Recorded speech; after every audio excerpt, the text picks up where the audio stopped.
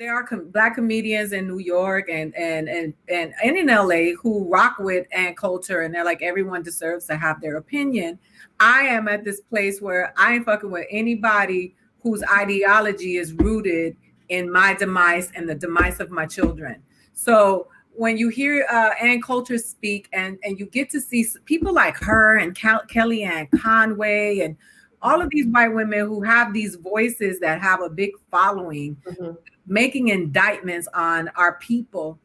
Do you engage with that? Do you engage that? Do you add her and respond to her? Do you delete her? What do you do? How do you deal with that? Because I'm at the point now where I want to start like showing up places with a bag of rocks and just started busting bitches in the head. This is for that dumb shit you said on Twitter yesterday, bitch. That's how I'm feeling right now, and I don't want to be that, because that's not who I am fundamentally. But it's driven me to the point now when you feel like you are up against, you're fighting for your survival, it will bring out the animal in you. Yeah.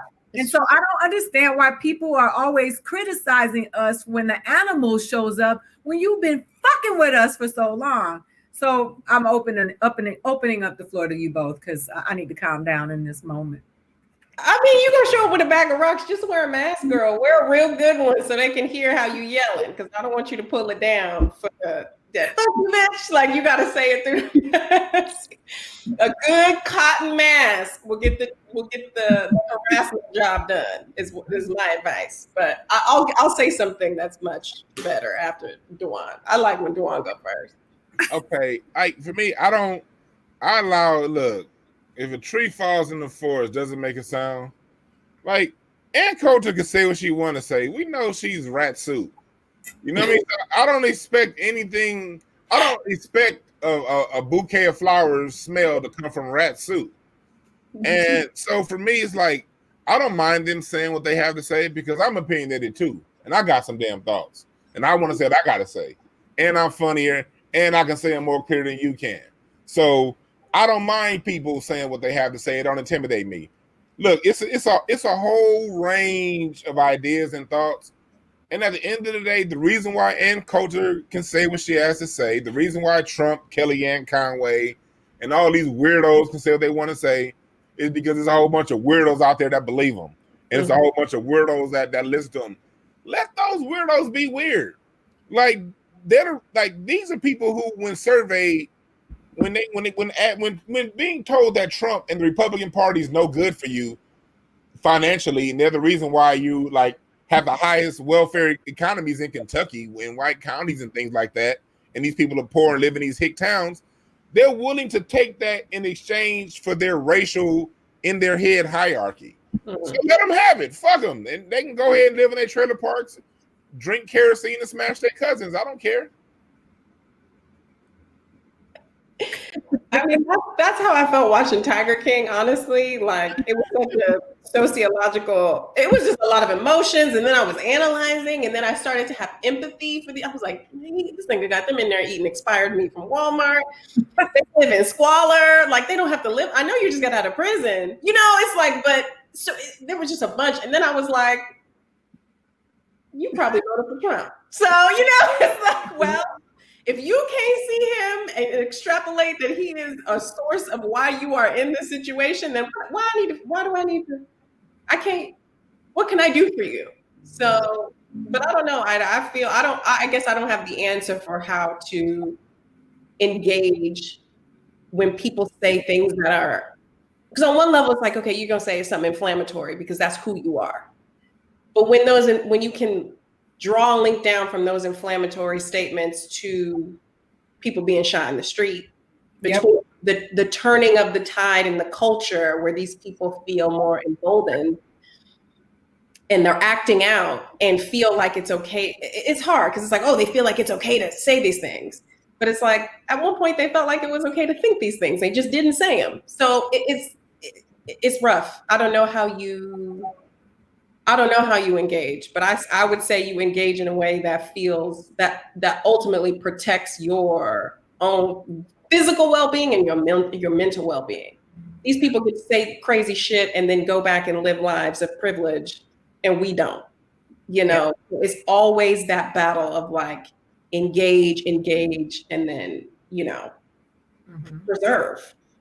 So one thing I want to say, I have one question, Ida.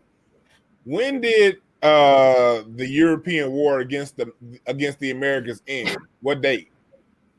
I don't know. We know the Spanish first came to North America in 1526, the British in 1619. We know that they came and started this shit, but we never got an end date to it. So what does that tell you?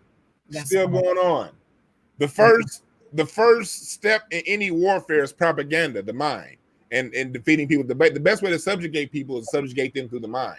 Create this false sense of superiority in one group and this false sense of inferiority in the other group. And once that's created, like we like to act like this stuff was created long ago and left alone. No, these systems refine themselves daily. And when we see these Kellyanne Conways, these people like the mayonnaise, I forgot that mayonnaise bitch name, whatever her name is, that don't matter. They're part of the issue. Let them be. And it's us to teach the kids and teach the people, look, that's how they think. When you go into the work environment, when you go out to work, when you go to the court system, these are the people you're up against.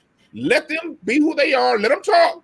And just take a mental note of that and use that to how you live your life and navigate through these potholes that we call America. Because the war never ended and the war on our minds are perpetuated. We should expect these things. And should we engage them sometime? Yeah, sometimes we should engage them. For me, it's usually with jokes. I just start roasting them, their mama and their kids, just for fun. But after that, leave them alone. Yeah, you do. I see you when you do it. I like that. It's fun. It's fun. Scott Baio, first of all, had all these Second Amendment people coming for me on Twitter. But we weren't even talking about the Second Amendment, right? Because I believe in having my gun, right? So we were talking about him saying that Obama was Muslim.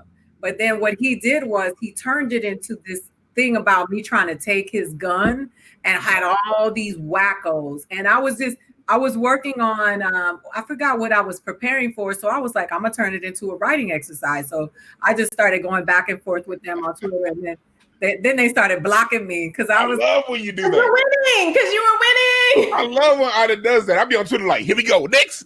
You started blocking me. And then Scott Baio blocked me because then Gary Marshall died and I tweeted him. I said, look what you did, Chachi. You killed Gary Marshall. And then he blocked me because they thought I was being disrespectful. But you do. You have to do it. They don't have a problem disrespecting us. They don't have a problem retweeting that George Zimmerman was selling, the gun that he killed Trayvon with. Like they don't have a problem with that. And we always expect it to be meek and humble, forgiving. And that's I did that when the first George Floyd stuff started going off. Some country music artist who thankfully I'm nice enough to protect reached out to me and tried to read me my rights. And I was like, this is the time. I don't go for all of them, but I pick real good ones. You know what I mean? I'm very selective in my fights. Right.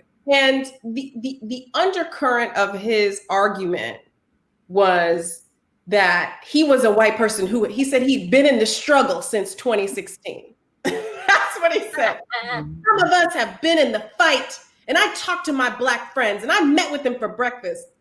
Great. You had a Black breakfast once in your life and you talked about some issues and you've been in the fight since 2016. Nigga, be in the fight for 400 years. And then you can talk to me about critiquing white people. And I think that to me was also a lesson in like, there's the Ann Coulters and the crazy Kellyanne Conways and Scott Baios, but there's also the well-meaning white people who say they're allies and feel that they're allies who also hold these problematic thoughts too. And sometimes you have to get them together alongside the crazies. And that's why I'm like, choose your battles. Yeah, no, you have to. You got to choose your battles, man. These people, look, we have to know at the end of the day, they know what they're doing. Everyone knows they're doing. And I don't believe, my thing is just like, you always have that. I was in Lake Tahoe all week this week, and I was like the only Black person out there. And I swear to God, they were looking at me and my wife like we came down here from Venus. And it's like when you out as a black dude, you always get the white dude to come over to you with the bar, and he always want to have a conversation on race. I'm like, God damn it, you know it's coming. You see them look at you, they walk on over to you with the Docker shorts, and they be like, look, you know, first of all, like nice Hendrix shirt. He was the first greatest on the guitar, greatest ever. But when it comes to this race thing, I think if we just all come together and realize that not one person is better than the next, we'll be okay. And that's the thing. They always come wanting to command the conversation. Yes. You're not the expert. You need to humble yourself in this conversation. And you came over to me, nigga. I'm having a good time. And you exactly. I'm like, no, I said, okay, look, here's how we can solve racism. Give us reparations for everything y'all stole. And then after that, we can talk. If you say, when you say that, look at their reaction and believe it. If they react and gasp and be like, hell no, believe it. If they at least consider it, now you're dealing with a friend. Because they may not have heard that before, but if they don't totally jump in shock and they, okay, let's hear this out, you might want to talk to that person again. But if they just come out and saying, no way, this can never happen, then you ain't my friend. Because look, every time one of my people mess up, they got to go on apology tours and donate money. Mike Vick had to donate money to dog shelters. Nick Cannon just said he's about to donate his money to a Jewish center.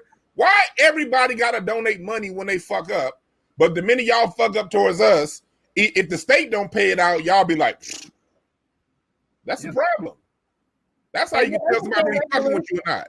Yeah. They understand reparations for every other group that has been harmed by the state, by the country, except Black people. And that's what lets me know, back to my original statement, y'all implicitly know.